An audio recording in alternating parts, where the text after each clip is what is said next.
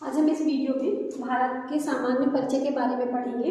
भारत के सामान्य परिचय का जो वीडियो है आपका वो 3 पार्ट में आएगा। तो पहले पार्ट में हम जो पढ़ेंगे भारत की भौगोलिक स्थिति के बारे में पढ़ेंगे। तो भारत की भौगोलिक स्थिति हम देख लेते हैं। स्थिति के हिसाब से जो है भारत जो है उत्तरी पूर्वी गोलार्ध में स्थित है। उत्तरी पूर्वी गोलार्ध में स्थित होने का मतलब क्या है, इसको हम थोड़ा डिटेल में देखते हैं।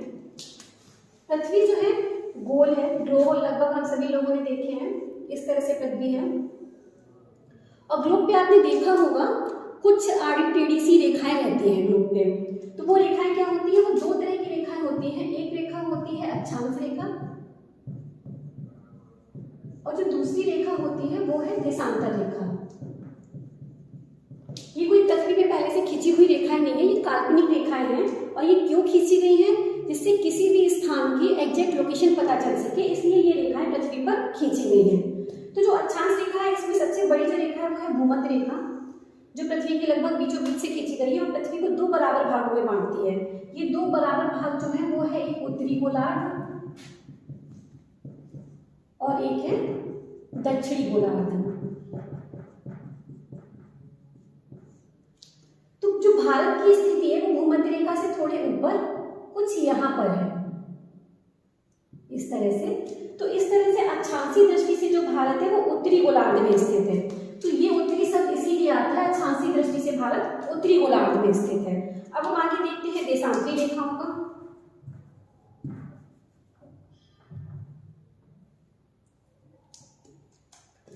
यहां पर है उत्तरी ध्रुव और यहां पर है दक्षिणी ध्रुव। इन दोनों ध्रुवों को मिलाती हुई कुछ रेखाएं खींची गई हैं इस तरह से।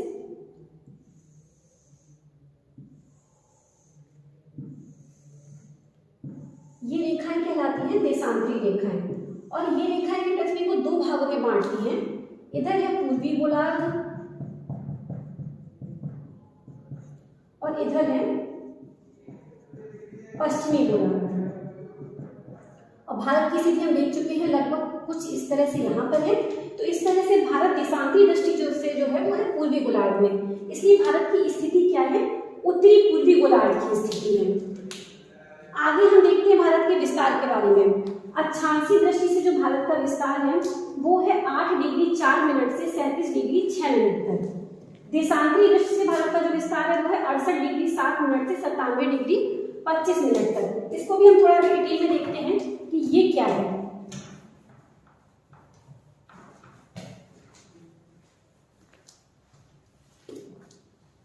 अभी हमने देखा है पृथ्वी का जो स्ट्रक्चर है वो कुछ इस तरह से है गोल में, और इस पे 2 तरह की रेखाएं हैं। एक है अक्षांश रेखाएं, सबसे बड़ी अक्षांश रेखा कौन सी है, भूमध्य रेखा है। अक्षांश रेखाएं हैं, जो ये अक्षांश रेखाएं हैं ये प्रत्येक अंश पे लगभग खींची गई है, 1 अंश 2 अंश। इस तरह से भारत की स्थिति लगभग कुछ यहाँ पर है इस तरह से। तो भारत का जो ये पॉइंट है ये है 8 डिग्री 4 मिनट से और ये है 37 डिग्री 6 मिनट तक। ये है जम्मू कश्मीर और जो यहाँ पर है वो है तमिलनाडु। इस तरह से इसका अक्षांशीय विस्तार जो है 8 डिग्री 4 मिनट से 37 डिग्री 6 मिनट तक है। अब हम देखते हैं इसका देशांतरी विस्तार। देशांतरी विस्तार जो इसका है ये यहाँ 97 डिग्री 25 मिनट से 68 डिग्री 7 मिनट तक है। तो इधर है सबसे पूर्व में अरुणाचल प्रदेश, इधर है गुजरात। तो इसका गुजरात अरुणाचल प्रदेश से गुजरात तक ये विस्तार है। तो इस तरह से हम देखते हैं अक्षांशीय दृष्टि से इसका विस्तार जो है 8 डिग्री 4 मिनट से 37 डिग्री 6 मिनट तक है और देशांतरी दृष्टि से जो इसका विस्तार है 68 डिग्री 7 मिनट से 97 डिग्री 25 मिनट तक है। बहुत लोग ये नहीं जानते हैं कि इनको क्या पढ़ा जाता है, कि ये गोल गोल जो है इसको पढ़ा जाता है डिग्री और जो ये लाइन होती है इसको पढ़ा जाता है मिनट। अब हम देखते हैं भारत के कुछ बिंदुओं के बारे में। भारत का जो सबसे उत्तरी बिंदु है वो है इंदिरा कॉल, जम्मू कश्मीर में। विस्तार हम पहले दे चुके हैं 37 डिग्री 6 मिनट। सबसे दक्षिणी बिंदु है कैप कैमोरिन, तमिलनाडु, जिसका विस्तार है 8 डिग्री 4 मिनट तक। सबसे दक्षिणी बिंदु का हम यहाँ पे एक डिस्क्रिप्शन देख लेते हैं। अगर हम केवल भारत की मुख्य भूमि लेते हैं तो सबसे दक्षिणी भूमि आएगी, सबसे दक्षिणी बिंदु आएगा कैप कैमोरिन तमिलनाडु का।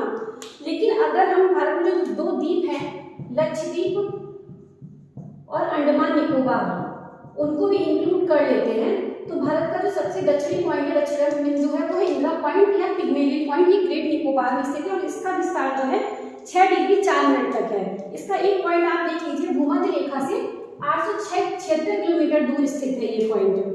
अब हम देखते हैं भारत का सबसे पूर्वी बिंदु है किबिथु, जो कि अरुणाचल प्रदेश में स्थित है।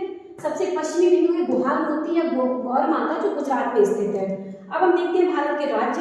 सबसे उत्तरी राज्य है हिमाचल प्रदेश, दक्षिणी राज्य है तमिलनाडु, पूर्वी राज्य है अरुणाचल प्रदेश, पश्चिमी राज्य है गुजरात। अब हम सबसे उत्तरी राज्य के बारे में यहाँ पर एक बार देख लेते हैं। भारत का जो सबसे उत्तरी राज्य था, अब आप कहेंगे सबसे उत्तरी बिंदु तो इंदिरा कॉल है जम्मू कश्मीर का, तो सबसे उत्तरी राज्य हिमाचल प्रदेश कैसे हो गया? एक्चुअली 31 अक्टूबर 2019 तक जम्मू कश्मीर एक पूर्ण राज्य था, लेकिन 31 अक्टूबर 2019 को जम्मू कश्मीर को विभाजित करके जम्मू कश्मीर और लद्दाख 2 संघ शासित राज्य बना दिए गए हैं। तो अब जम्मू कश्मीर को पूर्ण राज्य का दर्जा प्राप्त नहीं है, इसलिए भारत का सबसे उत्तरी राज्य जो है वो है हिमाचल प्रदेश।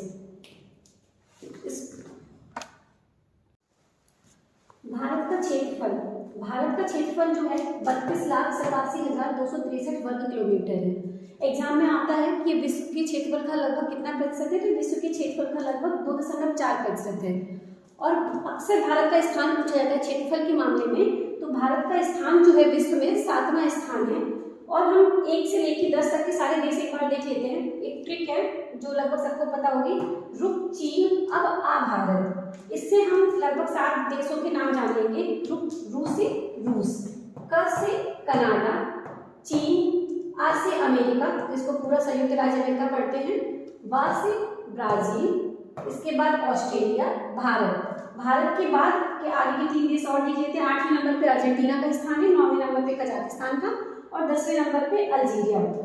आगे देखते हैं भारत की जनसंख्या के बारे में। जनसंख्या जो है अभी हम 2011 की जनगणना के अनुसार पढ़ेंगे, क्योंकि अभी लेटेस्ट जो सेंसस होना था वो अभी हो नहीं पाया है। तो भारत की जो 2011 की जनगणना के अनुसार जनसंख्या है वो है 121 करोड़। ये विश्व का कितना स्थान रखती है? ये 17.5% है। भारत में जनसंख्या के मामले में कौन सा स्थान है? वो है दूसरा। तो पहले स्थान पर चीन है, दूसरे पे भारत है और तीसरे नंबर पे यूएसए है। तो याद रखते हैं कि क्षेत्रफल के मामले में भारत का जो स्थान है वो है 7वां, जनसंख्या के मामले में जो भारत का स्थान है विश्व में वो है दूसरा।